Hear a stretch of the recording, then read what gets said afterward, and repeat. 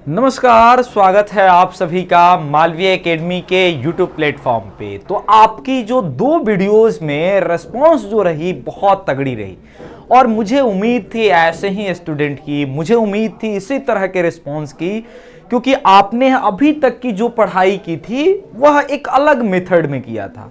आप जो है एक अलग तरीके से अभी जी रहे थे, आपको वो क्वालिटी की पहचान जो है अब आनी शुरू हुई है। तो हम जो है ये आज डे 3 में कॉन्ट्रैक्ट एक्ट के वो सारी चीज़ों को देखेंगे जो आगे के प्रोविजंस हैं, जो आगे के कुछ जो है क्वेश्चंस हैं, और साथ ही साथ हम कुछ आज क्वेश्चंस को भी करने वाले हैं जिसमें बहुत सारी चर्चाएं आपके साथ होगी। वो क्वेश्चंस के में क्यों वही आंसर है ये भी बात हम देखेंगे, और इस तरह से जो है आज आपके कॉन्ट्रैक्ट एक्ट को हम पूरी तरह से एक फिनिश कर देंगे। तो हम जो है आज आ गए हैं डे 3 में आपके साथ कॉन्ट्रैक्ट एक्ट के जो रिमेनिंग पार्ट है। इसके पहले आपके लिए रिकॉल करा दूं मैं कि हम लोगों ने अभी तक कॉन्ट्रैक्ट क्या होता है, मैंने फर्स्ट ये क्लास में ये सारी चीज़ें आपसे क्लियर कर दिया था। उसके जितने इंग्रेडिएंट हो सकते हैं, ऑफर क्या है, एक्सेप्टेंस क्या है, कैपेसिटी टू कॉन्ट्रैक्ट क्या है, या फिर कौन कॉन्ट्रैक्ट कर सकता है, कॉन्ट्रैक्ट को कब जो है वॉइड होगा, कब वॉइडेबल होगा, मिस रिप्रेजेंटेशन, फ्रॉड, ये मिस्टेक ऑफ द एसेंशियल्स, इस सब चीज़ों को हमने डिटेल में बात किया था। साथ ही साथ माइनर के बारे में हमने कुछ एक्सेप्शंस के साथ जो है उसको देखा था कि किस तरह से माइनर जो है भले कॉन्ट्रैक्ट ना करे लेकिन उसके बेनिफिट के लिए वो कॉन्ट्रैक्ट का पार्ट हो सकता है। जहां तक मैं रिकॉल कर पा रहा हूं, हमने लास्ट क्लास में आपको छोड़ा था जहां वेजर और कंटिंजेंट कॉन्ट्रैक्ट की बात हम लोग कर रहे थे। वेजर और कंटिंजेंट कॉन्ट्रैक्ट के डिफरेंसेस की हम बात कर रहे थे, और हमने आपको बताया था कि वेजर और कंटिंजेंट कॉन्ट्रैक्ट देखने में एक ही तरह के लगते हैं, एक ही स्वरूप के लगते हैं, लेकिन उसके माइनर डिफरेंसेस हैं, और वो है रेसिप्रोकल प्रोमिसेस के बारे में, जहां दोनों पार्टियां जो है पारस्परिक रूप से एक दूसरे का यह जो है वादा करती है, एक दूसरे से प्रोमिसेस करती है। उस लेवल पे आपने देखा था ये डिफरेंसेस मिलेंगे। मैंने बताया था कि वेजर कॉन्ट्रैक्ट एक वैलिड कॉन्ट्रैक्ट है, जबकि ये वेजर कॉन्ट्रैक्ट एक वॉइड कॉन्ट्रैक्ट है, उसको कोई भी लीगैलिटी, इन्फोर्सिबिलिटी नहीं है। जबकि आप कंटिंजेंट कॉन्ट्रैक्ट यानी समाश्रित जो है ये अनुबंध को देखेंगे, वो एक वैलिड कॉन्ट्रैक्ट है, और जब तक वो फ्यूचर इवेंट घट नहीं जाता तब तक वो वैलिड है। अगर वह इम्पॉसिबल हो जाए घटना तो वह जाकर के और लैप्स होता है। अगर वो फ्यूचर इवेंट घटता है तो वह जो है माना जाएगा कि एक वैलिड कॉन्ट्रैक्ट के रूप में यह स्थापित है। ये सारी चीज़ों को हम जो है आगे की क्लास में हम देखेंगे कि एक कॉन्ट्रैक्ट लैप्स कैसे होता है, एक कॉन्ट्रैक्ट डिस्चार्ज कैसे होता है, और फिर उसके क्वेश्चंस जो पूछे गए हैं बहुत अच्छे से आप जो है उसको जवाब कर पाओगे, बहुत अच्छे से उसको देख पाओगे।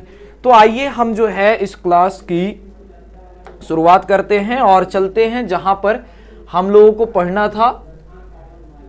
तो हम लोग देख रहे थे आपके क्लास में कि किस तरह से जो है ये डिस्चार्ज होगा कॉन्ट्रैक्ट का। डिस्चार्ज ऑफ कॉन्ट्रैक्ट का मतलब होता है ये जो भी संविदा बनी थी उस संविदा की समाप्ति, यानी अब डिस्चार्ज जो है वो ये जो कॉन्ट्रैक्ट है वो कम टू द एंड आ गया है, वो अपने अंतिम दौर में आ गया है। अब कब आएगा अपने अंतिम दौर में, कब समाप्त माना जाएगा?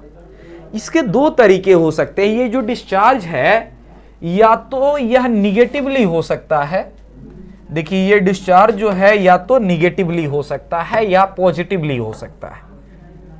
निगेटिवली हो सकता है या पॉजिटिवली हो सकता है, कहने का यहां पर मेरा तात्पर्य, इसको आप ध्यान रखोगे। यहां पर डिस्चार्ज ऑफ कॉन्ट्रैक्ट जो है 2 रूपों में आपको देखने को मिलेगा, निगेटिवली और पॉजिटिवली। क्यों हम ये बात कर रहे हैं? क्योंकि यहां पर निगेटिव रूप में आप देखोगे एक तरीका तो ये है, और एक पॉजिटिव में आप देखोगे। पॉजिटिव में होता है जब बोथ पार्टी जो है अपने अपने म्यूचुअल ऑब्लिगेशंस जो है ये फुलफिल कर दे, दोनों पार्टियां अपने अपने ऑब्लिगेशंस को फुलफिल कर दे, तो हम कहते हैं कि यह जो है ये कॉन्ट्रैक्ट अब समाप्त हो गया। फॉर एग्जाम्पल, अगर मान लीजिए मैंने आपको कहा कि आप मुझे 1000 रुपए दीजिए, मैं आपको उसके बदले में एक घड़ी दूंगा। आपने मुझे 1000 रुपए दिए और मैंने आपको 1000 रुपए दे दिए।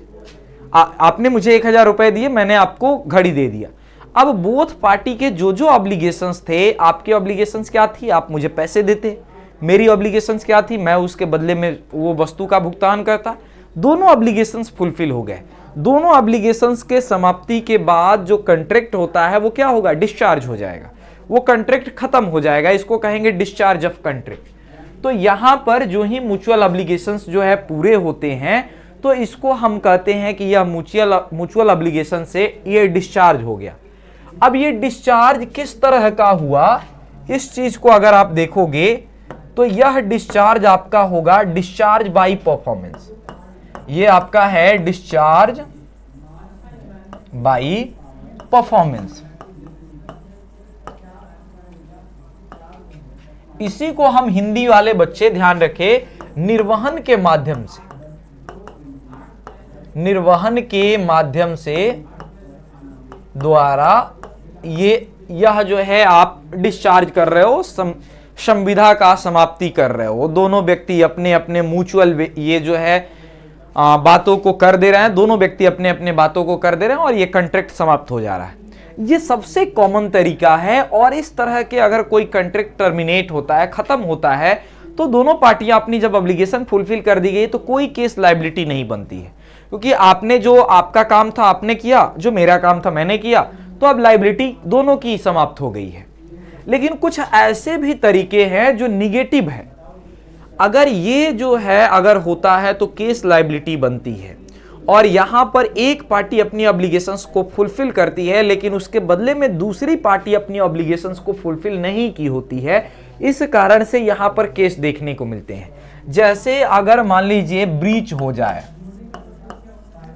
ये ब्रीच ऑफ कॉन्ट्रैक्ट हो जाए, यानी कॉन्ट्रैक्ट को तोड़ दिया जाए पार्टी द्वारा, एक पार्टी जो है अपने कॉन्ट्रैक्ट का ये ऑब्लिगेशंस को पूरा करे और दूसरी पार्टी अपने कॉन्ट्रैक्ट के ऑब्लिगेशन को पूरा नहीं करे, तो इसको हम ब्रीच मानेंगे, ब्रीच ऑफ कॉन्ट्रैक्ट मानेंगे। तो दूसरा तरीका हो सकता है breach of contract. Breach of contract के जो है ये तरीके से यह जो है हो सकता है। अब ये जितने भी तरीके हैं इसको हम एक जगह ही लिस्ट करके और इसको बारी बारी से पढ़ते हैं। सबसे पहले आप देखोगे डिस्चार्ज बाय परफॉर्मेंस, प्रदर्शन के द्वारा निर्वहन, ये जिसकी हम बात कर रहे थे यहां पर, ये प्रदर्शन के द्वारा, ये निर्वहन नहीं, इसको आप प्रदर्शन लिखेंगे, प्रदर्शन के द्वारा निर्वहन। तो यह जो है यहां पर प्रदर्शन के द्वारा जो है निर्वहन हो सकता है। डिस्चार्ज बाय एग्रीमेंट और कंसेंट, आपके सहमति के माध्यम से, आपके जो है कंसेंट देने के माध्यम से यह जो है हो सकता है।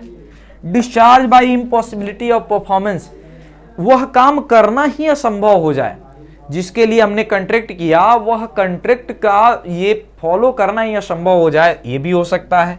Discharge by lapse of time, यह जो है समय बीतने के साथ, जैसे मैंने आपको कॉन्ट्रैक्ट लिखा कि आज 4 बजे आप मुझे पैसे डिलीवर्ड करेंगे या वस्तु डिलीवर्ड कर देंगे, जो ही वो टाइम खत्म हुआ तो हम कहते हैं कि ये कॉन्ट्रैक्ट डिस्चार्ज हो गया। फॉर एग्जांपल वारंटी पीरियड, आप कोई घड़ी लिए हो, आप कोई मोबाइल लिए हो, सेलफोन लिए हो, आप कोई भी चीज लिए हो, उसकी एक वारंटी पीरियड होती है।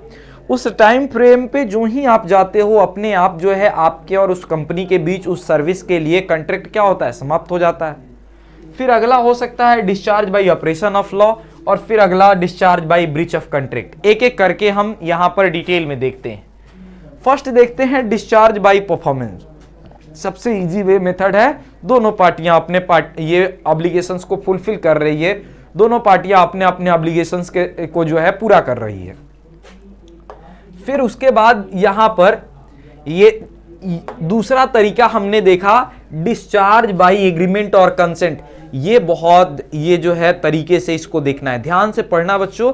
ये जो है यहां से क्वेश्चन आपके बहुत पूछे गए, छोटा छोटा ये जो है ये बस एग्जांपल है, दिमाग में केवल ये वर्ड को बैठाना है। सबसे पहले होता है ये देखिए नोवेशन, इसको आप नोटेशन की जगह पे नोवेशन करिएगा, ये नोवेशन है। नोवेशन के माध्यम से यानी नव परिवर्तन के, नवीकरणीय के द्वारा जो है प्रदर्शन।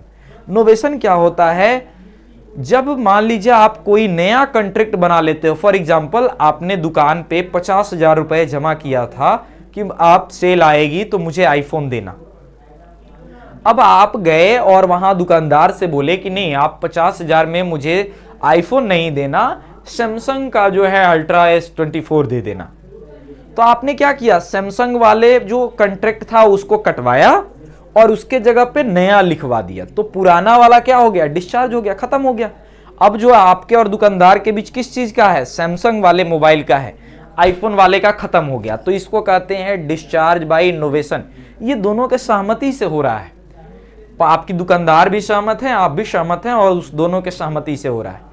तो इसको नोवेशन के नाम से हम जानते हैं, नव परिवर्तन के नाम से जानते हैं। जब कोई पुराने कॉन्ट्रैक्ट के जगह पे नया कॉन्ट्रैक्ट कर लिया जाता है तो पुराना कॉन्ट्रैक्ट डिस्चार्ज हो जाता है, उसको कहते हैं डिस्चार्ज बाय इनोवेशन। ऐसा ही है एक रिसेशन, ठीक, डिस्चार्ज बाय रिसेशन, विखंडन द्वारा। जैसे आप जो है 50,000 रुपए जाकर जमा किए थे और उसमें लिखे थे मुझे आईफोन भी चाहिए, मुझे जो है उसके चार्जर भी चाहिए, मुझे जो है एक उसकी घड़ी भी उस सेट की चाहिए, यानी डिफरेंट डिफरेंट उसमें शर्तें थी, डिफरेंट डिफरेंट क्लॉजेस थे। आप गए उसके कुछ शर्तों को खत्म कर दिया या फिर सभी शर्तों को खत्म कर दिया। आप क्या कर रहे हो, उस कॉन्ट्रैक्ट में अगर 10 पॉइंट है तो कुछ पॉइंट को हटा रहे हो, तो यहां पर उसको कहते हैं रिसेशन, कम करना। फिर आता है अल्टरेशन। अल्टर शब्द आपने सुना होगा, अल्टर मीन्स होता है मॉडिफाई, बदल देना। अगर मान लीजिए ये आप क्या कर रहे हो, किसी ये कॉन्ट्रैक्ट के अंदर जो शर्तें थी उस शर्तों में से कुछ शर्तों को, कुछ सर्टेन नियम कानून को आप अल्टर कर दे रहे हो, मॉडिफाई कर दे रहे हो। जैसे आपकी ये डिलीवरी की डेट जो है, आपके मोबाइल की डिलीवरी की डेट मंडे को थी, आपने कहा कि नहीं, मैं मंडे को नहीं, ट्यूसडे को लेना चाहता हूं क्योंकि Tuesday is my lucky day. तो इस कारण से यहां पर आपने क्या किया, कुछ टर्म्स एंड कंडीशंस दो थे उसको आपने मॉडिफाई कर दिया, कैंसिल नहीं किया। आपने ना तो बदला है ना कैंसिल किया है, उसमें थोड़ी सी इंप्रूवमेंट की है, सुधार किया है। As it is mobile deliver अभी भी होगा, हमने डेट थोड़ा ये जो है मॉडिफाई कर दिया। तो इसको इस तरह के जो है डिस्चार्ज होता है उसको अल्टरेशन कहते हैं। फिर अगला देखोगे, रिमिशन पूछा हुआ है। रिमिशन का मतलब होता है कुछ जो है अपने ये अधिकार को कम कर देना। जैसे मैं आपको एक कर्ज दिया, आपको 10,000 रुपए का कर्ज दिया था और आप बदले में लौटाते मेरा कर्ज, और साथ में जो उसके प्रिंसिपल के साथ जो इंटरेस्ट होता वो, यानी 10,000 प्लस समथिंग जो भी हमारे इंटरेस्ट होता आप मुझे देते। बट मैंने क्या किया कि कहा कि ठीक है, आप जो है मुझे 15,000 रुपए टोटल अमाउंट हो रहा है, चलो आप 13,000 ही दे दो मुझे। तो मैं क्या कर रहा हूं, मैं अपना जो लायबिलिटी है, मेरा जो ये अधिकार है, मेरा राइट है, उसको मैं लेस फुलफिलमेंट के साथ जो है इंटरटेन कर रहा हूं। मुझे एक्चुअल में मिलना चाहिए था 15,000, लेकिन मैं उससे कम करके कुछ जो है माफ कर दे रहा हूं। तो उसको हम क्या कहते हैं, उसको कहते हैं रिमिशन।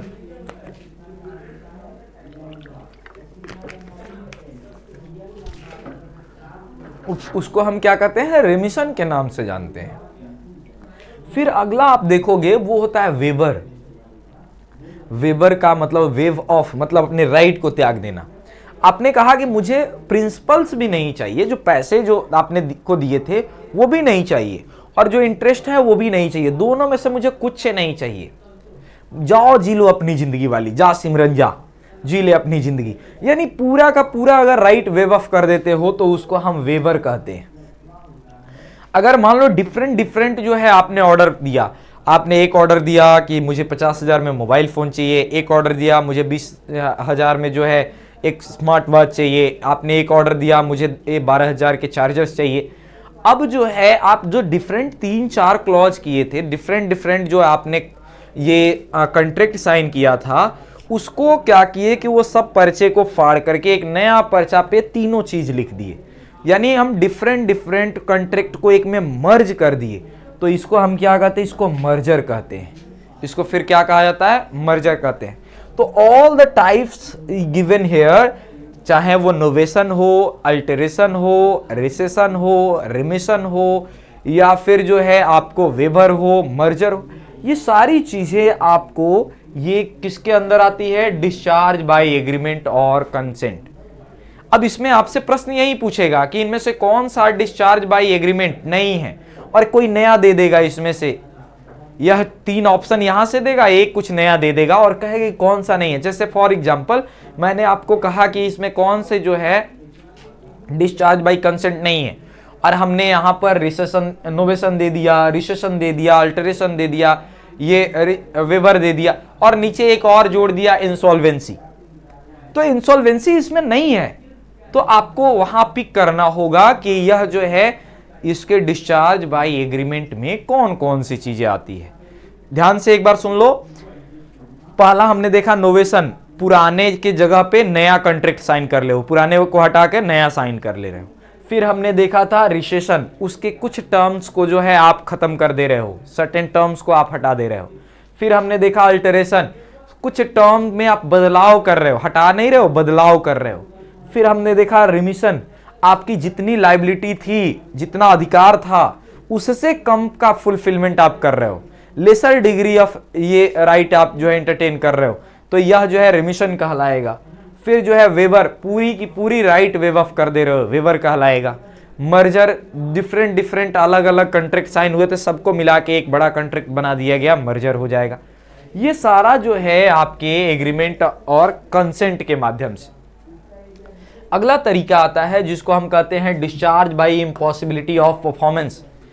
परफॉर्मेंस की इम्पॉसिबिलिटी के आधार पे हम जो है यहां पर निर्वहन कर रहे हैं, कॉन्ट्रैक्ट का खत्म कर रहे हैं। ये इम्पॉसिबिलिटी ऑफ परफॉर्मेंस, यानी हमको जो है ये जो परफॉर्मेंस जो हमको करना था वो पॉसिबल है ही नहीं है। क्यों? ये हो सकता है यहां पर कि कोई ऐसी सुपरवेनिंग कंडीशन आ जाए। सुपरवेनिंग कंडीशन मतलब दैवीय कृपा प्रकोप हो जाए, जैसे बाढ़ आ जाए, भूकंप आ जाए, जिस चीज के लिए कॉन्ट्रैक्ट हुआ वो कॉन्ट्रैक्ट ही वो चीज ही समाप्त हो जाए, जिस व्यक्ति ने कॉन्ट्रैक्ट किया वो उसकी ही डेथ हो जाए। तो ये तो ऐसी घटना हो गई कि यह इम्पॉसिबिलिटी हो गया, यह डिस्चार्ज जो है इम्पॉसिबल हो गया। तो यहां पर आप देखोगे चाहे डिस्ट्रक्शन ऑफ सब्जेक्ट मैटर हो, जैसे हमने जो है इस घड़ी के लिए आपको ये किया था कि आप जो है मुझे अगर 4000 रुपये दोगे तो मैं घड़ी दे दूंगा। अगर ये घड़ी ही समाप्त हो गई तो उस कंडीशन में मैं आपको ये नहीं दे सकता, क्योंकि इम्पॉसिबल हो गया। इम्पॉसिबल हो गया तो यहां पर जो है ये मेरी लायबिलिटी नहीं बनती है, तो इसको जो है आपको ध्यान देना होगा। डेथ और इनकैपेसिटी, अगर पार्टी की डेथ हो जाए, जैसे मान लीजिए कोई सिंगर है ए नाम का, उससे आपने एक कंसर्ट कराने के लिए आपने ये चार्ज किया है, आपने एक कॉन्ट्रैक्ट साइन किया है। ये किसी ऐसे अनफॉर्चुनेटली उस व्यक्ति की डेथ हो जाती है, क्या पॉसिबल है कि वो व्यक्ति अपने ये 100 के रूप में है वहां से निकल करके और ये करे, 100 से निकल करके और वो गाना गा दे? ऐसा क्या पॉसिबल है? तो आप कहोगे नहीं सर ऐसा पॉसिबल नहीं है। तो अगर ये हो जाए, डेथ और इनकैपेसिटी हो जाए, अक्षमता आ जाए या मृत्यु हो जाए, उस समय भी जो है आप देखोगे कि यहां पर जो है ये नहीं काम करेगा। Non existence of state of thing having the effect directly और इनडायरेक्टली, या कोई चीज जिस अवस्था में रहनी चाहिए तो उसमें नहीं है, उसका शेप चेंज हो गया। हमने आपको केक डिलीवर करने को कहा लेकिन केक पिघल करके दूध बन गया, कहां से हम आपको देंगे?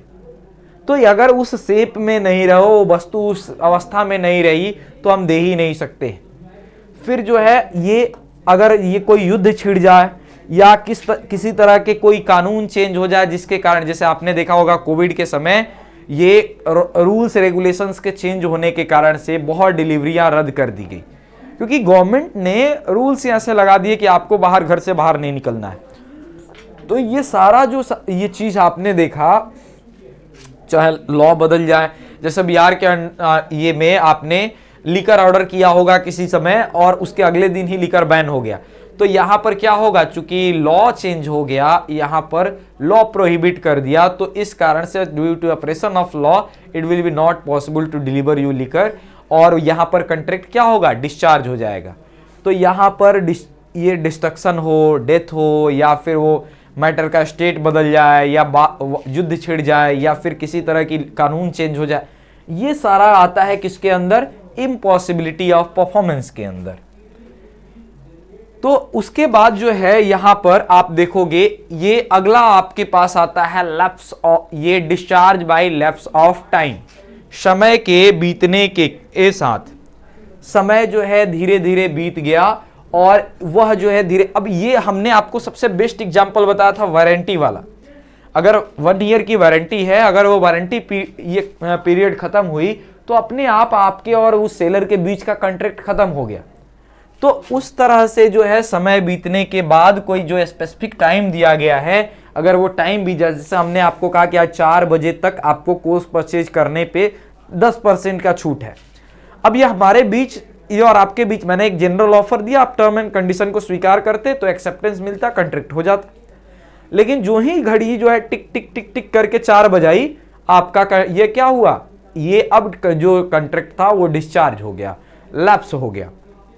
हमारी आपकी कॉन्ट्रैक्ट है कि ये क्लासेज, एक जो पेड की क्लासेज है वो एक खास समय तक, इस डेट तक, ये इंड डेट है जो एग्जामिनेशन लास्ट डे आपका होगा।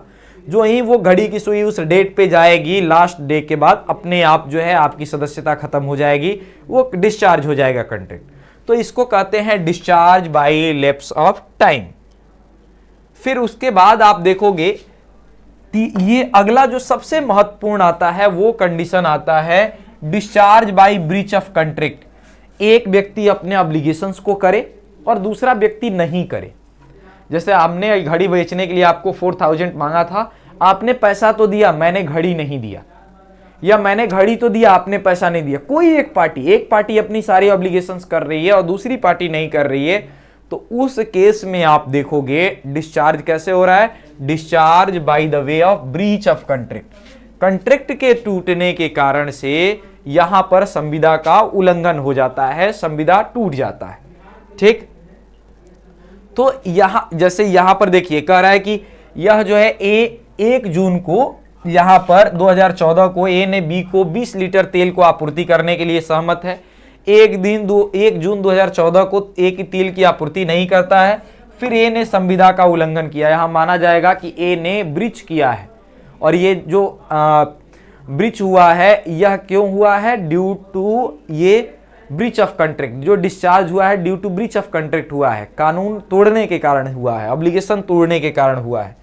ठीक, अब यहां पर अगर इस तरह का कोई कानून टूटता है, यानी अगर discharge of by break of ये ब्रीच ऑफ कॉन्ट्रैक्ट होता है, तो आपको डैमेजेस पाने का अधिकार होता है। आप डैमेजेस पाने के अधिकार होते हैं, आपको क्षतिपूर्ति मिलती है।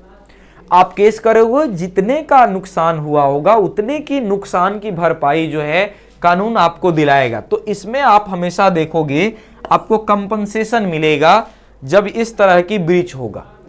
डैमेजेस में आपको क्या डैमेजेस होंगे, पहला तो सिंपल में मॉनेटरी डैमेजेस आपको कोर्ट देता है कि आपकी जितने रुपए का नुकसान हुआ उतने रुपए आपको दे दिया जाए, ताकि आप पुराने वाले कंडीशन में सेम चले जाओ। ठीक, जैसे आप इस कॉन्ट्रैक्ट टूटने के पहले जितने जैसे अवस्था में थे, आप फिर वापस उतने अमाउंट दिला दिया जाएगा कि उस अवस्था में आप चले जाओगे। ठीक, फिर उसके अलावा जो है आप देखोगे यह सिद्धांत जो मैंने कहा कि पुराने वाली अवस्था में चले जाओ, उसी को हम कहते हैं डॉक्ट्रिन ऑफ रेस्टिट्यूशन, यानी पुनर्स्थापना का सिद्धांत। कोई व्यक्ति का अगर मान लीजिए ये उस कॉन्ट्रैक्ट साइन करने के पहले उसके पॉकेट में 50,000 रुपए था, साइन किया, कॉन्ट्रैक्ट टूटा, वह जो 1 लाख के लॉस में चला गया। अब कानून में के पास जब ये जाएगा तो कहेगा कि अच्छा यहाँ 1.5 लाख रुपए का अगर नुकसान है, 50 लाख पॉकेट में था और 1 लाख नुकसान, तो आप 1.5 लाख रुपए दे दो कंपनसेशन में, केस खत्म। तो यहां पर यह पुनर्स्थापना का सिद्धांत यहां किया जाता है। और जो पेकुनरी डैमेजेस होते हैं, पेकुनरी लॉस होते हैं, पेकुनरी लॉस का मतलब पैसे रुपए की जो मनी की फॉर्म में हो, उसको जो है ये पार्टी को दिला करके और ये कॉन्ट्रैक्ट समाप्त किया जाता है। तो यह जो है आपको इस तरह के ये देखने को मिलेगा ये चीज को। ठीक, जैसे अब देखिए ये कोई व्यक्ति मान लीजिए 40 बोरे अनाज आपको देने का ये कॉन्ट्रैक्ट करता है, लेकिन वो 20 बोरा ही आपको दे पाता है, 20 बोरा नहीं दे पाता है। तो डैमेजेस आपको कितने बोरे के हैं, 20 बोरे के। तो वो 20 बोरा जो है कब कंपनसेशन उसको देना होगा। तो इसी को हम कहते हैं डैमेजेस। जितने यह जो है का होगा उतना ही डैमेजेज आपको मिलेगा। अगर 1 रुपए का नुकसान हुआ है ब्रीच होने के कारण तो 1 रुपये मिलेगा, 10 लाख का हुआ है तो 10 लाख मिलेगा। ठीक, तो ये हमने जो है पूरी तरह से कॉन्ट्रैक्ट एक्ट पढ़ा और इसके मुझे उम्मीद है कि पूरे चैप्टर को समराइज बहुत अच्छे से आपको समझ में आया होगा। अब जैसा कि मैंने आपको प्रॉमिस किया था कि जब हम लोग पढ़ेंगे तो साथ में हम पीवाईक्यू को करेंगे, पीवाईक्यू के साथ करेंगे ताकि आपको जो भी क्वेश्चन थे अब बहुत आसान लगने लगे।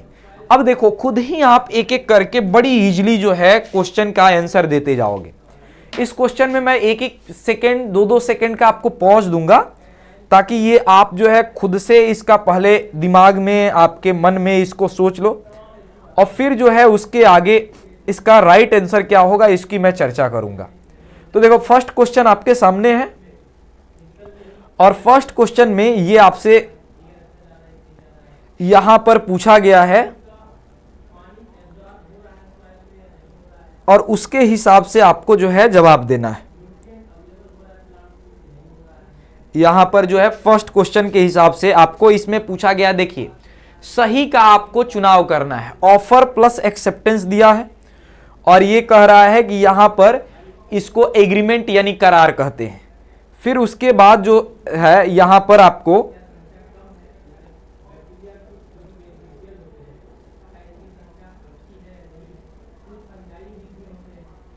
देखिए ये क्वेश्चन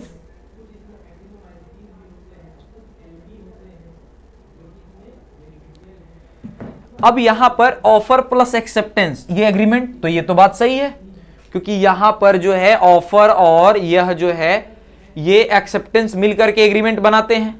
अब कह रहा है कि all contracts are agreement but all, यहां पर देखिए लेकिन ये कह रहा है कि लेकिन सभी संविदा करार है, ये हमने बताया था और ऐसा हमने कुछ आपको डायग्राम बताया था। ये हमने कहा था ये अगर कॉन्ट्रैक्ट माने ये एग्रीमेंट, तो इसमें जो है कह रहा है कि सभी कॉन्ट्रैक्ट एग्रीमेंट है। देखिए सभी कॉन्ट्रैक्ट एग्रीमेंट है लेकिन सभी एग्रीमेंट कॉन्ट्रैक्ट नहीं होते हैं, ये भी बात सही है। अच्छा, इस क्वेश्चन में आपके कंफ्यूजन की पॉइंट ये हो सकती है कि आप ये कहो कि सर ऑफर प्लस एक्सेप्टेंस यहां प्रोमिसेज होना चाहिए, प्रॉमिस, लेकिन मैं बच्चा क्लास जो सेकंड क्लास थी उसमें मैंने बताया था कि आपके बुक के अनुसार उन्होंने प्रॉमिस और एग्रीमेंट को एक ही माना है। वो तो इस कारण से आपके बुक के अकॉर्डिंग और सीयूईटी के जो आंसर किए उसके अकॉर्डिंग यही आपको टिक करना होगा। फर्दर अगर आप हायर क्लास में देखेंगे तो ये एक्सेप्टेंस ये हम इसको गलत मानते हैं क्योंकि इसके लिए होना चाहता था offer plus acceptance plus consideration equal to agreement, लेकिन यहां पर ये प्रॉमिस और एग्रीमेंट जो है दोनों सेम सिमिलर फैशन में यूज किए गए हैं। अब देखिए कह रहा an assent to the consent given to offer by the offeree is known as acceptance, प्रस्तावकर्ता द्वारा किसी प्रस्ताव को दी गई सहमति को स्वीकृति के रूप में जानते हैं, ये भी बात सही है। अब जो है चौथा यहां पर आपसे कह रहा है कि ऑल एग्रीमेंट्स आर कॉन्ट्रैक्ट, सभी करार जो है ये संविदा है, सभी करार संविदा है, ये हो गया गलत, सभी एग्रीमेंट नहीं होते हैं। यानी आपका सही कौन हुआ, 1, 2 और 3, ये ऊपर के 3 स्टेटमेंट सही है, चौथा स्टेटमेंट आपको गलत मिलेगा। ठीक, अब देखिए ये क्वेश्चन आपके सामने है, यहां पर स्मोक बॉल कंपनी वाले में इसको हमने आपको पढ़ाया था, इसकी चर्चा जो है क्लासरूम के अंदर आपसे की गई थी। तो अब इसको जो है ट्राई करके देखिए।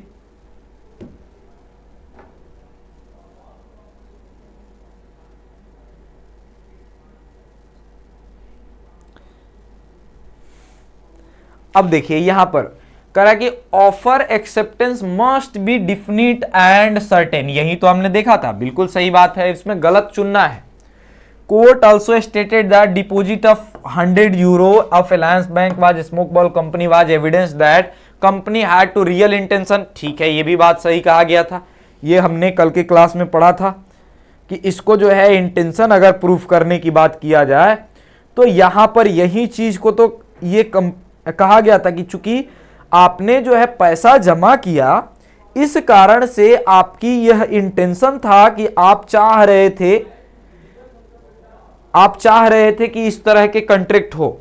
फिर कह रहा है कि इस केस में स्वीकृति के बारे में ये बताना आवश्यक नहीं था। जनरल ऑफर का ये केस था तो ये बताना आवश्यक नहीं था, ये भी बात सही है। फिर कह रहा है सहमति को प्रस्तावक के रूप में जाना जाता है। An assent to consent given to the offer by offer is known as offer. ये ऑफर के रूप में जाना जाता है, जो स्वीकृति दिया जाता है उसको क्या एक्सेप्टेंस के रूप में जानते हैं ना हम। जो ऑफर के बदले में स्वीकृति मिलती है उसको हम किस रूप में जानते हैं? एक्सेप्टेंस के रूप में जानते हैं। तो यह जो है ये आपका इसमें गलत कथन पूछा है, तो गलत कथन क्या होगा? D is the right answer. बाकी सभी कथन सही हैं, डी गलत आंसर है। क्यों गलत है ये हमने बता दिया। अगला क्वेश्चन आ जाइए। यहां पर कह रहा है कि अनुबंध के गठन के चरणों को आरोही क्रम में जो है आपको व्यवस्थित करना है। आपको बताना है कि सबसे पहले कौन आएगा, उसके पहले कौन आएगा, उसके पहले कौन आएगा। तो यह जो है इसकी अगर आप देखोगे सबसे पहले तो इसमें क्या आएगा? पहले आएगा इनविटेशन टू ऑफर। एक पहले आप प्रस्ताव करते हो, आमंत्रित करते हो किसी के। जब प्रस्ताव करते हो, मन बनाते हो, तो आप क्या देते हो? प्रपोजल देते हो। तो 2 नंबर पे इसको रखो। तीसरा, जब प्रपोजल दिए तो उस पे एक्सेप्टेंस मिलेगा। अगर एक्सेप्टेंस मिलेगा तो प्रोमिसेज बनेगा। 3 नंबर पे इसको रखो। अगर एक्सेप्टेंस प्रोमिसेज मिला उसके बाद कंसीडरेशन अगर होगा तो एग्रीमेंट बनेगा 4 नंबर पे। और अगर एग्रीमेंट में हो गया तो आगे चल के कॉन्ट्रैक्ट बनेगा 5 नंबर पे। देखो सजा के देखते हैं। ए, डी, फिर उसके बाद बी, फिर उसके बाद सी और ई, यानी ए ऑप्शन जो है आपका बिल्कुल सही हो जाएगा। यहां ए ऑप्शन जो है आपके हिसाब से यहां पर क्या होगा? सही होगा।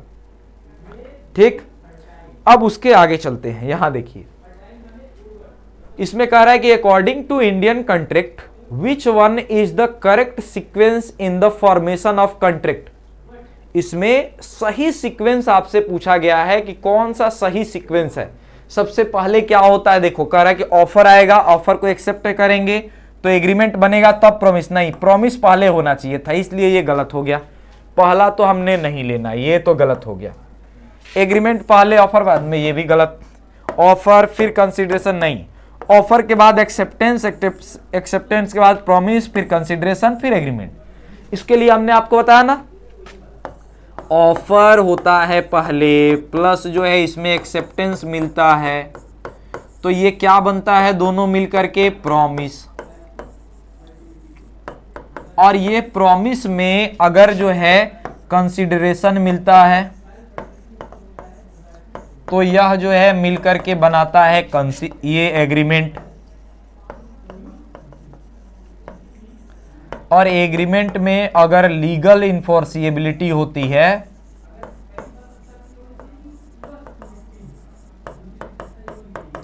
तो यह जो है आगे चल करके क्या बनाएगा? कॉन्ट्रैक्ट।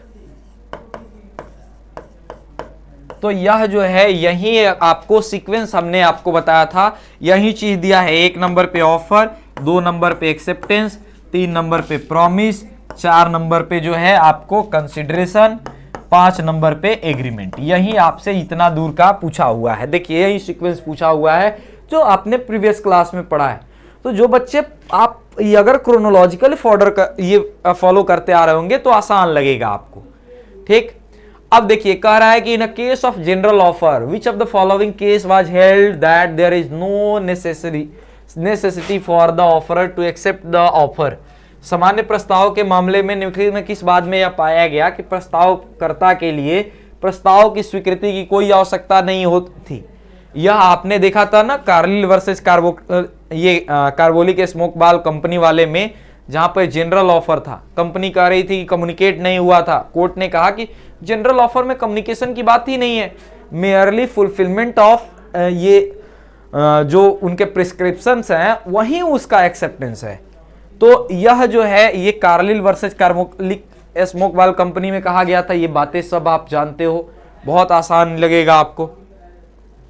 अच्छा, ये बताना तो कि वाल्फर वर्सेस वाल्फर के केस में इसमें क्या हेल्ड हुआ था, ये किससे संबंधित है, ये कमेंट सेक्शन के अंदर ये आप इसको मेंशन करना कि वाल्फर वर्सेस वाल्फर का केस जो है किस चीज से संबंधित है। आगे आओ, कह रहा है कि dash is not a contract without dash is not valid. एक कंट्रैक्ट जो है किसके बिना जो है ये अनुबंध वैध नहीं होगा, एग्रीमेंट वैध नहीं होगा। तो हमने आपको ये बताया था एज इट इज कि यह जो है आप क्लास नंबर 1 जाके देखिएगा तो वहां लिखा था एकदम एज इट इज क्या कंट्रैक्ट विदाउट कंसिडरेशन। जब कंसिडरेशन वाला टॉपिक पढ़ा रहे थे वहां हमने एज इट इज दिखाया था किताब से कैसे, बुक से कैसे क्वेश्चन ये डायरेक्ट बनाए हैं। तो क्या हो जाएगा कंसिडरेशन, ये लास्ट ऑफ ये आपका ये कंसिडरेशन आंसर हो जाएगा। ये सारे क्वेश्चंस जो है आपके बुक के हैं, ये आपके बुक से लिए गए हैं। तो और यह जो है आपके पीवाईक्यू में पूछे गए हैं 2022 में, 23 में और 24 में। तो उसके जो है ये सभी के सभी क्वेश्चन आपके सामने हैं इस चैप्टर के। अब देखिए यहां पर ये क्वेश्चन थोड़ा लंबा है, आप इसको ध्यान से देखिए। कह रहा है कि मैं कौन सा ये कथन जो है विचार करिए और कौन कपटपूर्ण कार्य का फ्रॉडुलेंट एक्ट की बात करता है। हमने बताया था ना फ्रॉड से लिया गया कोई कंसेंट कैसा होगा, वॉइडेबल हो जाएगा। तो कह रहा है कि फ्रॉड का मतलब होता है धोखा देने का इरादा, चाहे वह पक्ष को लाभ पहुंचाए या दूसरे को दुर्भावना, दूसरे को हानि पहुंचाए। तो इसीलिए फ्रॉड किया जाता है, तो मुझे लाभ हो, अगर मुझे लाभ नहीं हो रहा है तो सामने वाले को कुछ तो घाटा हो, तो ये फ्रॉडुलेंट, ये तो बात सही है। फ्रॉड का मतलब होता है कि ये अनुचित लाभ उठा करके ये फायदा लेना, धोखाधड़ी करना, ये भी बात सही है।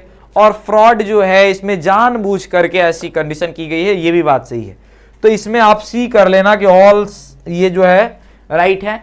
ये क्वेश्चन आपके पीवाईक्यू के नहीं है, ये जो क्वेश्चन है उसको हम मेंशन करेंगे, जो नहीं है ये क्वेश्चन मैं थोड़ा सा आपके लिए बनाया था, क्योंकि इसमें पीवाईक्यू के साथ लगभग आपको 10 क्वेश्चन ऐसे हमने रखे हैं जो आगे एग्जाम में पूछ सकता है, आपके एग्जाम में पूछ सकता है। तो ये क्वेश्चन पीवाईक्यू का नहीं है, ये क्वेश्चन मैंने खुद से बनाया है ताकि थोड़ी सी आपकी लेवल, क्योंकि आपके पीवाईक्यू में बहुत छोटे छोटे क्वेश्चन पूछे गए हैं।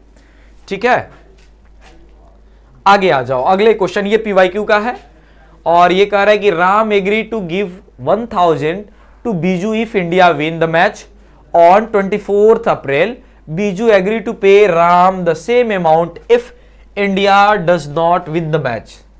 कह रहा है कि अगर जो है इंडिया मैच जीतेगी तो राम रुपए देने के लिए सहमत है, और अगर मैच नहीं जीतती है तो बीजू देने के लिए सहमत है। अब देखिए ऐसा आपने ये लास्ट क्लास में, ये आज 3rd क्लास है, 2nd क्लास में आपने वेजर और कंटिंजेंट कॉन्ट्रैक्ट जो पढ़ा रहे थे उसमें आपको हमने इसको बहुत अच्छे से बताया था कि अगर एक इसमें रेसिप्रोकल प्रॉमिस हो, जीता तो मैं दूंगा, हारा तो आप दोगे, रेसिप्रोकल है ना एक दूसरे के साथ, ऐसे को क्या हम कहते हैं, क्या ऑफर कहते हैं? नहीं। एग्रीमेंट नहीं। कंटिंजेंट कॉन्ट्रैक्ट नहीं। रेसिप्रोकल में कंटिंजेंट नहीं होता है, वेजर होता है। रेसिप्रोकल में वन वे, आपको हमने बताया था ना कि एक व्यक्ति तो कहता है लेकिन दूसरा व्यक्ति उसके काउंटर में प्रोमिसेस नहीं करता है। ठीक, आइए अगले क्वेश्चन पे चलते हैं। करा in which of the following no reciprocal promise is required. किसमें जो है आपको रेसिप्रोकल प्रॉमिस की आवश्यकता नहीं होती है, नो रेसिप्रोकल प्रॉमिस। हमने वेजर को और यह जो है यहां पर वेजर और जो है यहां पर कंटिंजेंट कॉन्ट्रैक्ट, ये दोनों जो है हमने ये अंतर बताए थे दोनों। यह जो है आपको बताया था कि अनसर्टेन या अनसर्टेन फ्यूचर इवेंट पे है, ये अनसर्टेन फ्यूचर इवेंट पे ये भी है, अनसर्टेन फ्यूचर इवेंट पे ये भी है।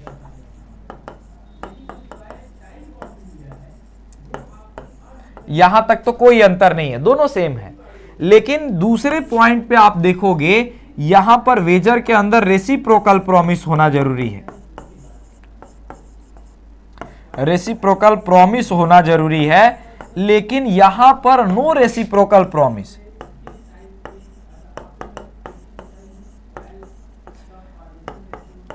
यहां पर रेसिप्रोकल प्रॉमिस होना जरूरी नहीं है।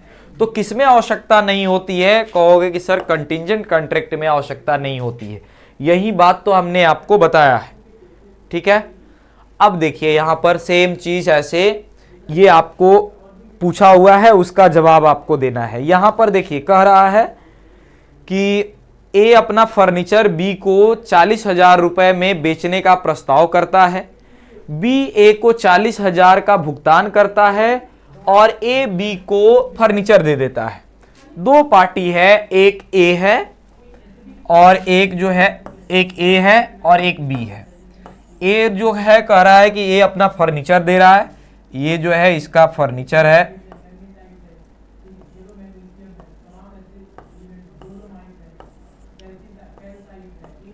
मान लीजिए फर्नीचर है, कुछ देर के लिए मान लीजिए फर्नीचर है, जो भी फर्नीचर आपको लग रहा हो, लग तो नहीं रहा है फर्नीचर, लेकिन ठीक है। और यह जो है इसके बदले में 40,000 रुपए देने को सहमत है। ये इसको दिया और यह जो है फर्नीचर इसको दिया। यह कॉन्ट्रैक्ट क्या हो गया, पूरी दोनों अपनी ऑब्लिगेशंस को फुलफिल कर लिए। अब यह ऑब्लिगेशन समाप्त हो गया। इसको क्या कहेंगे, ये परफॉर्मेंस द्वारा कहेंगे। तो यह जो है परफॉर्मेंस, दोनों अपना अपना ड्यूटी परफॉर्म कर दिए। तो ये एग्रीमेंट कैसा हुआ, यह जो है एग्रीमेंट बाई परफॉर्मेंस हुआ। ठीक, यह एग्रीमेंट कैसे हुआ, यह जो है बाई परफॉर्मेंस आपको देखने को मिला। अब जो है आगे यहां पर आप देखेंगे, कह रहा है the party to contract agree to constitute a new agreement substituting the existing one. एक पार्टी जो है अपना एग्रीमेंट लेती है और वो किसके आधार पे, जो पुरानी एग्रीमेंट थी उसी के आधार पे नया एग्रीमेंट करती है। तो पुराने वाला घट गया, खत्म, और उसके जगह पे नया आ गया। तो अगर जहां पुराने वाला खत्म होगा और नया आ जाएगा, उसको हम क्या कहेंगे, उसको हम नोवेशन कहते हैं। नवीनता के द्वारा नया कर रहे हो आप। तो इसको आप अगर कोई ऐसे एग्जिस्टिंग ये एग्रीमेंट है और उसके जगह पे नया अनुबंध होता है, तो इसको हम किसके रूप में जानते हैं, नोवेशन के माध्यम से जानते हैं। रिमिशन कब कहते हैं, जब हम अपने राइट्स, जैसे ए और बी है, ए और बी है, इसको जो है मान लीजिए इसको देना था 12,000 रुपए, लेकिन ये मान जा रहा है 10,000 रुपए पे। तो आप जो है देख रहे हो ना, कुछ राइट अपना छोड़ दे रहा है, 12,000 के जगह पे 10,000 लेकर के छोड़ दे रहा है। तो ये रिमिशन कहलाएगा, क्योंकि यहां छूट दे रहा है वो, यह जो है कम ऑब्लिगेशंस पे पूरा हो जा रहा है। यहां पर आप देखोगे अल्टरेशन में कुछ शर्तों में बदलाव कर दिया जाता है, यानी जो नियम ये शर्तें थी उसमें परिवर्तन कर दिया जाता है। तो उसको अल्टरेशन के नाम से जानते हैं। तब उसको किस नाम से जानते हैं, अल्टरेशन के नाम से जानते हैं। और मर्जर होता है जब डिफरेंट, जैसे ए ने बी से ही जो है कई कॉन्ट्रैक्ट किया हो, 1 2 3 4, इस सबके जगह पे केवल एक कॉन्ट्रैक्ट हो जाए इस दोनों में। यह जो है इस सबको मिला करके, मान लो ये डिफरेंट 4 कॉन्ट्रैक्ट थे ए और बी के साथ। अब इसके जगह पे एक ही कॉन्ट्रैक्ट अगर हो जाता, इसके जगह पे एक कॉन्ट्रैक्ट केवल हो जाता जिसमें चारों बातें लिखी रहती, तो इसको हम क्या कहते, इसको हम कहते कि यह जो है मर्ज कर दिया, मर्जर हो गया। तो ये 4 के बदले में एक कॉन्ट्रैक्ट अगर कर ले रहे हो तो ये मर्जर हो जाएगा। बाकी सारे टर्म्स को आप समझ गए। अब यहां पर आपको देखना है कौन जो है किससे मैच करता है। जैसे डिफरेंट आपको मैनर्स दिए गए हैं कॉन्ट्रैक्ट को डिस्चार्ज कराने के लिए। जैसे पहला जो दिया है रिन्यूअल, जिसको नोवेशन के नाम से भी आप जानते हो, यह नोवेशन भी इसको कहा जाता है। इसको जो है रिमिशन के नाम से आप जान रहे हो।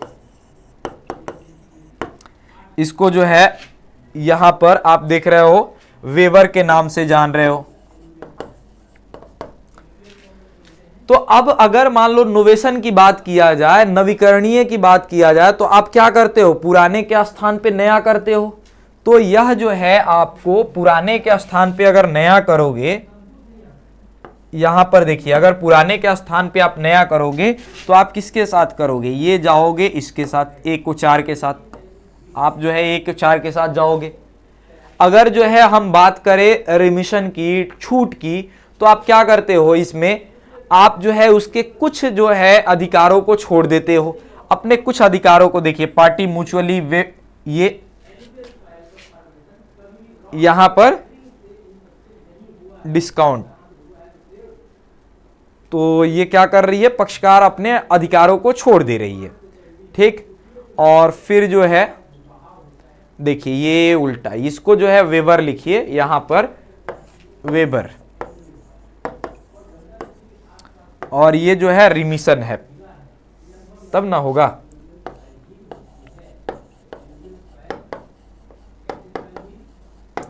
ये रिमिशन। तो वेबर के अंदर पार्टी क्या कर रही है, अपने अधिकार को छोड़ दे रही है। तो ए का 4 मिला है, बी का 3 मिला है। अब रिसेशन के अंदर आप देखोगे, आप कुछ जो है शर्तों को निरस्त करते हो, तो आप क्या कर दिए, सी का जो है 1 कर दिए। और फिर जो है आपसे कहा गया रिमिशन के बारे में, तो आप जो है जितना चाहिए था उससे आप कम लेकर के खुश हो गए, तो आप इसको 2 से मिला दिए। तो आंसर क्या हो जाएगा आपका, जो हो जाएगा 2 नंबर आंसर हो जाएगा। बात समझ में आई। नोवेशन, वेवर, रिमिशन और रिसेशन के बारे में ये आपसे पूछा गया है। अगला क्वेश्चन देखो, बहुत इजी क्वेश्चन है, सिंपल क्वेश्चन एकदम है। पूछा गया है कि कार्लिल वर्सेस कार्बोलिक स्मोक बाल कंपनी का केस कब ये आया था। ये आया था, आप देखोगे ये 1893 का केस है, तो इसका क्या हो जाएगा 1893।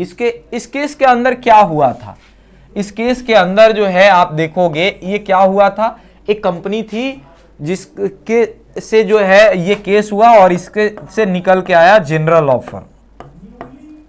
जनरल ऑफर, जनरल ऑफर का कंसेप्ट निकल के आया। साथ ही साथ अगर जनरल ऑफर नहीं देगा तो लीगल ऑब्लिगेशन या लीगल इंटेंशन, लीगल इंटेंशन का जो है ये निकल के आया है। तो लीगल इंटेंशन या जनरल ऑफर का बात यहां पर निकल के आया। ठीक, पेन को थोड़ा सा पतला कर लेते हैं। अगला चलिए, अगला जो है यहां पर कह रहा है कि सही मिलान जो है किसका किया गया, विच इज करेक्टली मैच्ड। अब देखोगे कार्लिल वर्सेस कार्बोलिक स्मोक बाल कंपनी का यह केस जो है, अभी हम लोगों ने जस्ट यहां पर देखा था 1893 का, तो यह 1893 का केस है, इसमें तो किसी को दिक्कत नहीं होगा। ऑफर प्लस एक्सेप्टेंस ऑलरेडी हमने देखा था कि इसी को जो है एग्रीमेंट कह रहा है, ये भी कोई दिक्कत नहीं है। हमने कहा ना कि ये एग्रीमेंट को ही प्रॉमिस समझना, दोनों सिमिलर है आपकी किताब में, बार बार ये बात मैं बता रहा हूं। भारतीय संविधान अधिनियम कब आया, 1872 में, ये भी बात सही है। मतलब इसके सब करेक्टली मैच हैं, all is the right answer, सारे जो है आप देखोगे सही हो जाएंगे। अब यहां पर कंसीडरेशन के बारे में बताना है। कंसीडरेशन के बारे में हमने कल ये जो फर्स्ट क्लास हमने किया था वहां पे चर्चा किए थे कंसीडरेशन के बारे में। कंसीडरेशन किसे कहते हैं, something in return to offer, जो ऑफर के बदले में कुछ दिया जाए वही तो कंसीडरेशन होता है ना। सेम चीज यहां लिख दिया है, देखिए, something in return for the offer, offer के बदले में जो कुछ भी दिया जाता है, चाहे वो एक्ट हो, कोई फॉरबियरेंस हो, आपका एक्शन हो, मनी का फॉर्म में हो, कोई वस्तु के फॉर्म में हो, वो सारा जो है इसके अंदर कवर होगा। ठीक, वो सभी चीज इसके अंदर कवर होगा। अब यहां पर देखिए, ये जो है एक स्टेटमेंट दिया गया है और उसका रीजन दिया गया है। यह आप वाल्फर वर्सेस वाल्फर का केस देखेंगे, सेम उसी केस का ये स्टेटमेंट है और उसका ही रीजन दिया गया है।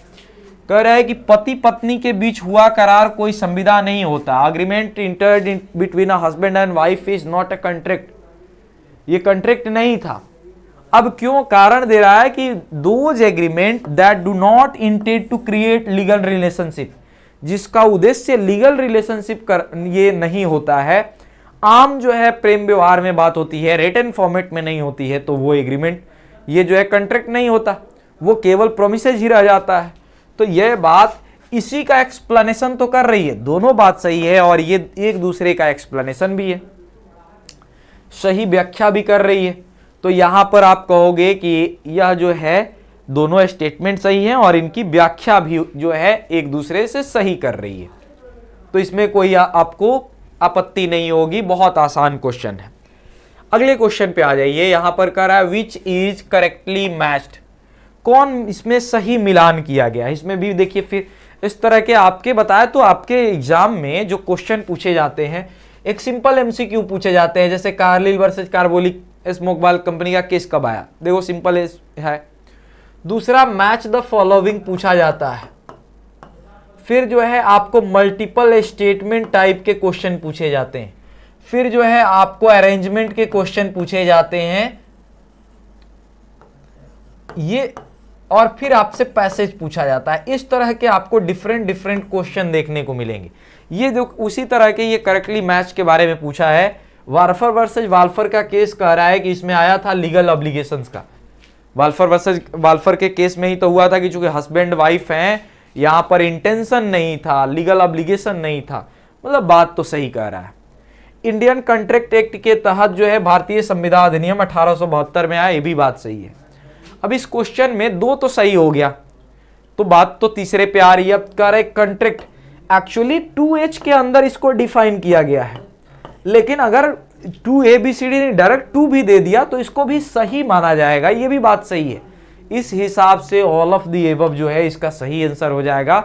सभी जो है इसके मैचेस मिलान जो है वो सही है। ये करेक्टली मैच में सभी मैच क्या होगा, सही होगा। अगले क्वेश्चन पे आ जाइए। अगला क्वेश्चन आपके सामने है, देखिए यहां पे ये रिपीटेड क्वेश्चन है। यहां पर रिपीटेड क्वेश्चन है और बहुत आसान है।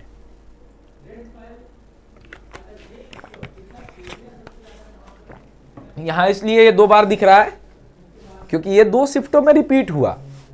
बार बार इस क्वेश्चन को पूछा गया, एक ही क्वेश्चन बिना लैंग्वेज चेंज किए। ऐसे भी होता है। पीवाईक्यू करने का बेनिफिट यही है कि क्वेश्चन कुछ रिपीट होते हैं, क्वेश्चन उसी थीम पे आते हैं। ये तो आप जानते ही हैं कि यह कैसा था। यह जो है ये वेजर टाइप का था, जहां पर अगर ये 24 अप्रैल को भारत मैच जीतता है तो राम बीजू को देगा 1000 रुपए, और यदि मैच नहीं जीतता है तो बीजू वही राशि यानी 1000 रुपए राम को देता है। तो ये एक तरह का वेजर है जो कॉन्ट्रैक्ट के अंदर वैलिड नहीं है, तो ये वेजर कॉन्ट्रैक्ट का उदाहरण है। अब आते हैं यहां पर, करें कि 2 व्यक्ति एक ही अर्थ में, same thing in same sense, अगर सहमत होते हैं, दोनों व्यक्ति का एक ही तरह का प्रोसेस चले, दिमाग चले, तो इसको क्या कहेंगे। यह सेम थिंग सेम मैटर अगर रहे तो इसी को तो हम कंसेंट कहते हैं। दोनों अगर एग्री होते हैं एक ही चीज पे तो कंसेंट के नाम से इसको जानते हैं, सहमति कहते हैं। When a 2 person agree on a same thing in a same manner it will be called consent. इसको सहमति के नाम से जानते हैं, ये आपने पढ़ा था। ठीक, अब कंसेंट में आपको फ्री कंसेंट होना चाहिए। क्रिएट करने के लिए आपको कैसा होना चाहिए, फ्री कंसेंट होना चाहिए। ठीक, क्योंकि अगर ये किसी भी तरह से फ्रॉडुलेंट से लिया गया हो, फ्रॉड से, मिस रिप्रेजेंटेशन से, या फिर जो है फैक्ट मिस्टेक्स, उस सभी में कोयर्सन से आप क्या करोगे, वह कहोगे कि यह जो ये कंसेंट है फ्री नहीं है, और वो कॉन्ट्रैक्ट वॉइडेबल हो जाएगा, शून्यकरणीय। कब जो है ये कॉन्ट्रैक्ट जो है अनइनफोर्सिएबल हो जाती है, अपरिवर्तनीय हो जाती है, कब लागू नहीं कराया जाएगा। कह रहा है कि जब अनलॉफुल ऑब्जेक्ट होगा, जब माइनर होगा, जब कंसिडरेशन नहीं होगा। तीनों केस में आप देखोगे कॉन्ट्रैक्ट वैलिड नहीं हुई। तीनों केस में आप देखोगे कि कॉन्ट्रैक्ट वैलिड नहीं, अनइनफोर्सिएबल हो गया। तो चाहे ये माइनर के केस में हो, माइनर, या फिर जो है कंसिडरेशन के केस में अनलॉफुल ऑब्जेक्ट, सभी में जो है ये अनइनफोर्सिएबल हो जाएगा, अपरिवर्तनीय हो जाएगा। इसी क्वेश्चन को अगर जो है हम ये पूछ दिए होते कि यह इलीगल कब होगा या जो है अनलॉफुल कब होगा, तो इसका आंसर बदल जाता। यहां पूछा है कब अनइनफोर्सिएबल होगा, तो जब अनलॉफुल ऑब्जेक्टिव हो जाए या माइनर हो जाए, कंसिडरेशन नहीं हो तो वैलिड ही नहीं होगा, अनइनफोर्सिएबल हो जाएगा। ठीक, अगला कह रहे हैं the object of agreement should be. जब एग्रीमेंट की बात कर रहे हैं तो एग्रीमेंट का उद्देश्य कैसा होना चाहिए, क्या इमोरल होना चाहिए, तो कहोगे नहीं सर, अगर इमोरल होगा तो अनइनफोर्सिएबल हो जाएगा। अपोज टू पब्लिक पॉलिसी होना चाहिए, नहीं, कैसा होना चाहिए, लीगल होना चाहिए। जो ऑब्जेक्टिव आप होना चाहिए वो लीगल ऑब्जेक्टिव आपके होने चाहिए, तो ये लीगल हो जाएगा, ये आपको ध्यान रखना है। अगला जो है कंटिंजेंट कॉन्ट्रैक्ट क्या है, वैलिड है या फिर इनवैलिड है, वॉइड है या वॉइड ऑफ इनिशियो है। हमने बताया ना कि कंटिंजेंट कॉन्ट्रैक्ट जो है ये वैलिड है, जबकि यह अगर वेजर की बात किया जाता तो यह जो है क्या हो जाता, वॉइड हो जाता या इलीगल हो जाता, या इलीगल के जगह पे अनलॉफुल लिखें तो और अच्छा, अनलॉफुल हो जाता। तो यह जो है किस तरह का हो जाएगा, ये वैलिड है, कंटिंजेंट कॉन्ट्रैक्ट वैध है। ठीक, अब करा without consideration agreement is void. कह रहे बिना कंसिडरेशन के एग्रीमेंट वॉइड होगा, बिल्कुल यस, सामान्य रूल तो यही है, जब तक कि रिटर्न न दिया जाए तो ये वॉइड हो जाएगा। आइए अगले क्वेश्चन पे, यहां पर यह जो है बहुत इजी क्वेश्चन है, लेकिन यहां पर थोड़ा सा दिमाग लगाने वाला क्वेश्चन, हालांकि इसमें ऐसा कर ही दिया कि आप ऑप्शन से बहुत अच्छे से कर लोगे। कह रहा ए बी को अपना पेन बेचता है 10 रुपए में और बी जो है इसको एक्सेप्ट करता है, ये ऑफर दिया, ये एक्सेप्ट किया। अब इस मामले में ए का प्रतिफल जो जिसके पास रहता है वो उसका कंसिडरेशन है। ए का प्रतिफल अगर पेन है तो बी का प्रतिफल क्या होगा, 10 रुपए होगा। बाकी आपको कंफ्यूज होने की जरूरत ही नहीं थी। तो यह क्या हो जाएगा, 10 रुपए जो हो जाएगा आपका, ये प्रतिफल हो जाएगा बी का।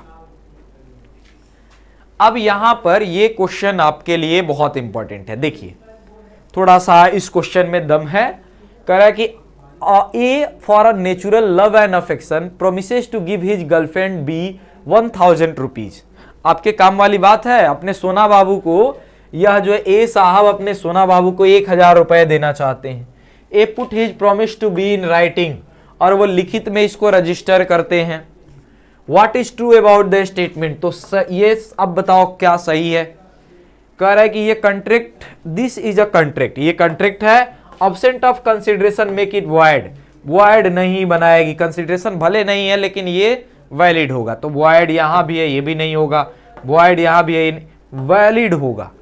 यह एक कॉन्ट्रैक्ट है और विदाउट कंसिडरेशन भी यह वैलिड है, क्योंकि यह क्या किया गया है, रिटेन में किया गया है। लव अफेक्शन में तो है ही, लेकिन रिटेन में और रजिस्टर कराया गया। यहां पर सेम क्वेश्चन जो है हमने जब लास्ट क्लास आपके लिया था तो ऐसे ही हमने आपसे बात किया था कि इस तरह के क्वेश्चन पूछे जा सकते हैं आपसे। ये कह रहा है कि ए जो है वो 19 साल का एक लड़का है जो ऑफर कर रहा है अपना नोट्स 60 रुपए में अब बी को बेचने को। बी कैसा है, बी जो है एक माइनर है, और माइनर को जो है यहां पर वो नोट्स बेचने के लिए वादा करता है, एक्सेप्ट भी किया जाता है। यहां पर वादा को एक्सेप्ट भी किया जाता है। अब और उसने 60 रुपए दे दिया। अब कह रहा है कि क्या सत्य है, यहां पर माइनर के साथ जो हमने बताया था ना कि माइनर के साथ एग्रीमेंट हो सकता है कि नहीं, उसी थीम पे ये आधारित है। ध्यान से देखिए, कह रहा है कि that the contract is enter into with a minor and hence void, संविदा एक नाबालिग के साथ किया गया है इसलिए वॉइड है। कह रहा है in this case even if the contract is enter into with the minor it is enforceable because it beneficial to minor. इस मामले में भले संविदा जो है माइनर के साथ किया गया है लेकिन ये लागू करने योग्य है क्योंकि नाबालिग को फायदा हो रहा है। यहां देखिए, यह जो है 19 साल का लड़का है, वो अपने सहपाठी को नोट्स बेचने का पेशकश करता है।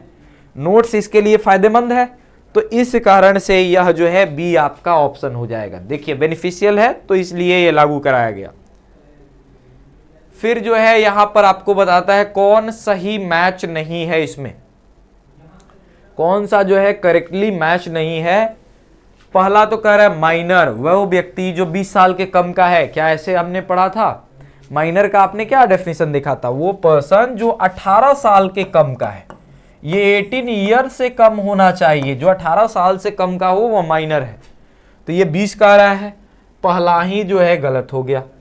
दूसरा कह रहा है पर्सन विद अनसाउंड माइंड, जो अनसाउंड माइंड है वो इडियट है, बिल्कुल ये भी सही है। Person disqualified by law NL, ये सही है। यानी ये दो सही है, केवल गलत क्या है? ए। तो कौन मैच नहीं खाता है? ए मैच नहीं खाता है। ए इज द राइट आंसर। बहुत आसानी से आप कर लेते इस क्वेश्चन को अगर आप एग्जामिनेशन में बैठे रहते तो क्वेश्चन आपको बहुत मुश्किल नहीं है करना।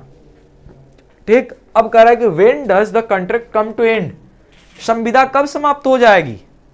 अगर आपने संविदा किया है तो वो संविदा समाप्त कब होगी? इसके डिफरेंट हमने तरीके देखे आज के क्लास में, आज ही का तो ये क्वेश्चन है। तो यहां पर देखो कह रहा है कि when a mutual obligation of the party fulfil, जब दोनों का म्यूचुअल ये ऑब्लिगेशन फुलफिल हो जाए, हम अपने पक्ष का काम कर दें, आप अपने पक्ष का काम कर दो, कॉन्ट्रैक्ट खत्म। ठीक है, ये बात सही है। कह रहा है कि जब ब्रीच हो जाए कॉन्ट्रैक्ट का तब भी हो जाए, या नोवेशन हो जाए तब भी हो जाए, कॉन्ट्रैक्ट तीनों में समाप्त हो जाता है तो ये क्या हो जाएगा? ऑल। अंतर यही है कि ऊपर वाले फर्स्ट में पॉजिटिव वे में होगा, कोई केस नहीं होगा, और बीच वाले ये बी वाले ऑप्शन में केस होगा, डैमेजेस मिलेंगे, पेनल्टी लगेगी। ठीक, तो ये आपको ध्यान रखना है।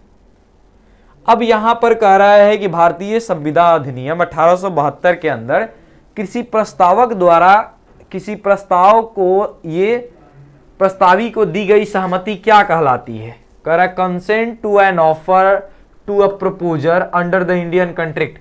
जो कंसेंट देते हैं, जो प्रपोजर को हम कंसेंट देते हैं, जैसे आपने मुझे कहा कि सर आपको ये मैं 500 रुपए में अपनी ये मोबाइल दे दूंगा, तो आपने ऑफर दिया, मैंने कहा कि ठीक है हम 500 रुपये आपको दें, तो मैंने क्या दिया? सहमति दिया। इसको क्या कहते हैं? इसको एक्सेप्टेंस कहते हैं, स्वीकार्यता कहते हैं। तो इसी को तो आपने देखा, इसको एक्सेप्टेंस कहेंगे, स्वीकार्यता कहेंगे। ठीक, अगले क्वेश्चन पे आते हैं और यहां पर लिखा हुआ है discharge by operation of law does not include, कानून के संचलन द्वारा निर्वहन में शामिल नहीं है। हमने इसका आपको एग्जाम्पल दिया था कि कानून द्वारा ये समाप्त कब हो सकता है? जब या तो यह डेथ हो जाए पार्टी का, या जो है ये इंसॉल्वेंट हो जाए, वो व्यक्ति दिवालियापन हो जाए, तो कानून उसको मना कर देगा, नहीं कर सकते, या मर्जर हो जाए, विलय हो जाए। ये नोवेशन आप देखोगे, यह जो है यहां पर discharge by operation of law में नहीं था, ये डिस्चार्ज बाय कंसेंट में था। अब मर्जर को लेकर आपको कंफ्यूजन होगी, मर्जर दोनों में था। एक होता है आपसी सहमति से जब हम करते हैं तो मर्जर, और एक होता है कानून ने कहा कि इतना सारा किए उसके जगह पे एक करो, तो वो भी मर्जर। यहां पर ये इसमें मर्जर आपको दिखेगा। ये नोवेशन सबसे अलग है, इसलिए आपका आंसर क्या होगा? Novation is the right answer. ठीक, तो यहां पर नॉट इंक्लूड में आपका डी आंसर हो जाएगा। अब यहां पर चलते हैं अगले क्वेश्चन में। यहां पर कहा है कि discharge by breach of contract means, संविदा में का ये उल्लंघन यानी ब्रीच तोड़ने, संविदा तोड़ने का अर्थ क्या होता है? करे does not perform obligation to contract, कि एक व्यक्ति ने अपना ऑब्लिगेशन परफॉर्म नहीं किया, परफॉर्म ऑब्लिगेशन इन कॉन्ट्रैक्ट, या एक व्यक्ति ये लोगों ने अपना ऑब्लिगेशन परफॉर्म किया, तो ये तो नहीं होगा। ये अगर हो जाता तो फिर ब्रीच होता ही नहीं, टूटता ही नहीं। तो first is the right answer. दोनों तो होगा नहीं जब एक गलत हो गया तो first is the right answer. जब एक पार्टी अपनी ऑब्लिगेशन फुलफिल ना करे तो कॉन्ट्रैक्ट क्या हो जाएगा? ब्रीच हो जाएगा, टूट जाएगा। अगले क्वेश्चन पे आते हैं discharge by impossibility of performance does not include. इसमें जो है, इसमें कौन सा ये डिस्चार्ज बाय इम्पॉसिबिलिटी में शामिल नहीं है? तो आप देखोगे सब्जेक्ट मैटर का डिस्ट्रक्शन तो शामिल था, ये डेथ और इनकैपेसिटी ये भी शामिल था, ये इंसॉल्वेंसी जो है ये discharge by operation of law था, discharge by operation of law था, यह इम्पॉसिबिलिटी परफॉर्मेंस में नहीं था। ठीक, तो यह जो है आपका आंसर क्या हो जाएगा? सी इज द राइट आंसर। इसका आंसर हो जाएगा सी। ठीक है, चलो अगले क्वेश्चन पे आ जाते हैं। और कुछ क्वेश्चन जो है आप ये देखो, इसमें कंटिंजेंट कॉन्ट्रैक्ट के ये क्वेश्चन दिए गए हैं और आपको बताना है। यह बहुत इंपॉर्टेंट क्वेश्चन है, 2023 पीवाईक्यू के में आपको ये बहुत देखने को मिलेगा, यहां से भर भर के क्वेश्चन आए। इसमें कह रहा है कि ये contingent contract there is a reciprocal promise, नहीं, ये रेसिप्रोकल प्रॉमिस वेजर में होता है, कंटिंजेंट में नहीं होता। पहला तो ऐसे ही गलत कर दो। अब ऐसे क्वेश्चन को बनाते कैसे हैं? देखो, ए आपने गलत कर लिया, ये कंफर्म हो, अगला अगर नहीं भी मालूम है तो देखो ए है, इसमें ये निकाल दो, ये तो होगा नहीं, पहला ऑप्शन एलिमिनेट हो गया। अब इस तीन में से कुछ होगा, ये बचे तीन में से। Contingent contract can not be enforce until the uncertain event happens, जब तक वो घटना नहीं हो जाती तब तक इन्फोर्सेबल नहीं है।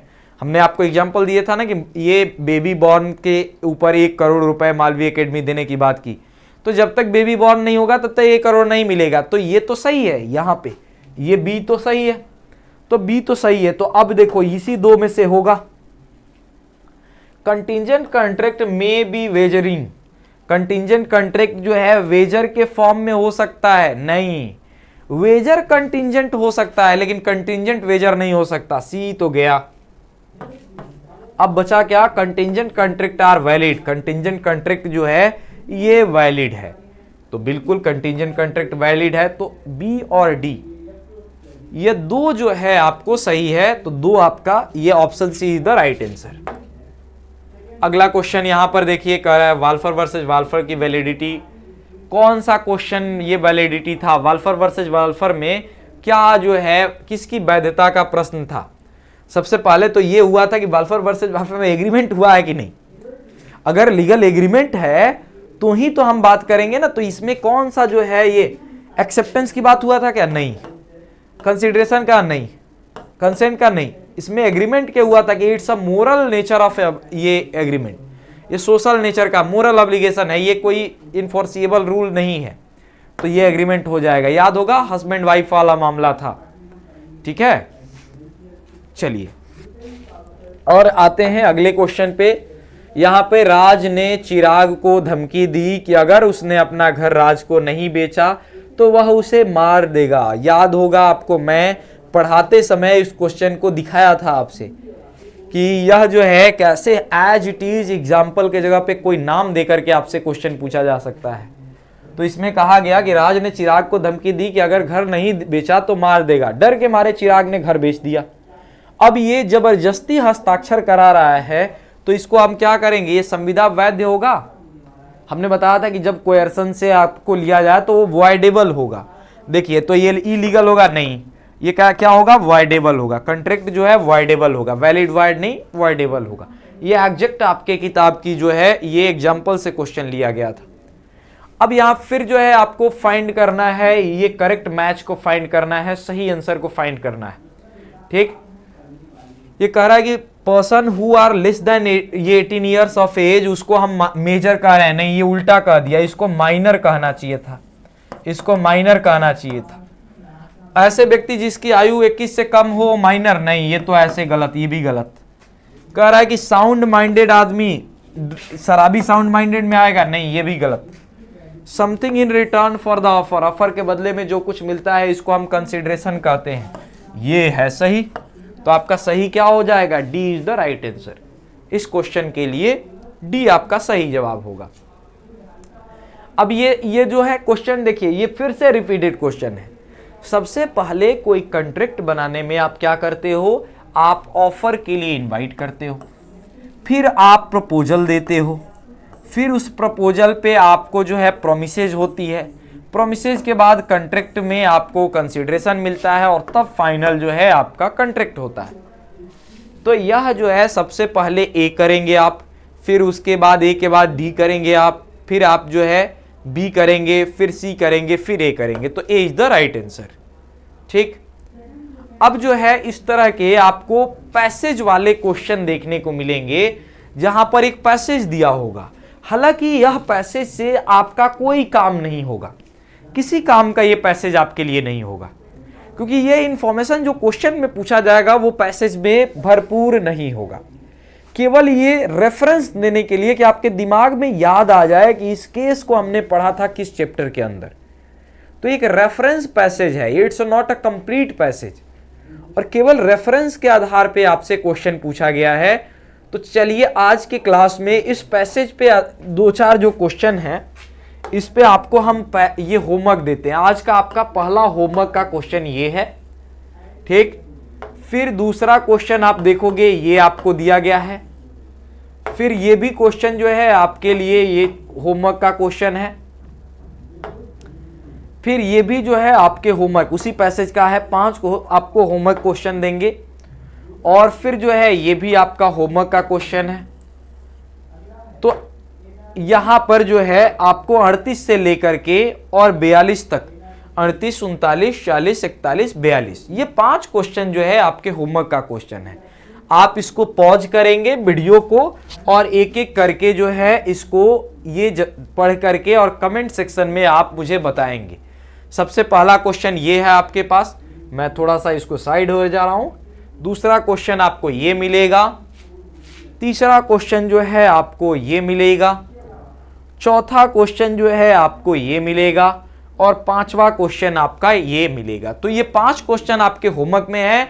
इस तरह से आपकी पहला चैप्टर जो है हमने बहुत बेहतरीन तरीके से कर लिया। अब कॉन्ट्रैक्ट से कुछ भी आपसे पूछा जाए, एग्जाम में पूछा जाए, कोई व्यक्ति आपसे पूछे, सारा चीज आप कर सकने के लायक हैं। अगर एक बार रिवीजन कर लें आप, तो आपको कोई नहीं डिफीट कर सकता, कोई नहीं हरा सकता है। तो आप इस क्लास के एंड में, इस क्लास के बाद आप कमेंट सेक्शन में अपने वैल्यूएबल्स कमेंट जो है देना ना भूलें। साथ ही साथ आपको किस चैप्टर में परेशानी हो रही है, कौन सा चैप्टर इसके बाद हम लेके आए जो आपको बहुत ज़्यादा दिक्कत कर रहा है, तो हम जो है उस चैप्टर को आगे लेकर के, जिसमें ज़्यादा लोग जिसके प्रति रहेंगे।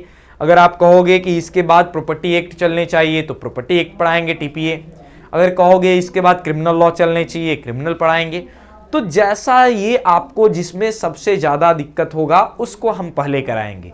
तो आज के लिए हम अपनी क्लास को यहीं रखते हैं, जिसमें आपकी टोटल हमने PYQs भी सॉल्व करा दिए, हमने आपको कुछ मॉडल्स क्वेश्चन भी करा दिया, और साथ ही साथ पूरा चैप्टर जो है आपके कंप्लीट हो गया इसके कॉन्ट्रैक्ट का। तो आज के लिए बस इतना ही, फिर मिलते हैं अगले क्लास में। Thank you, good night, bye bye.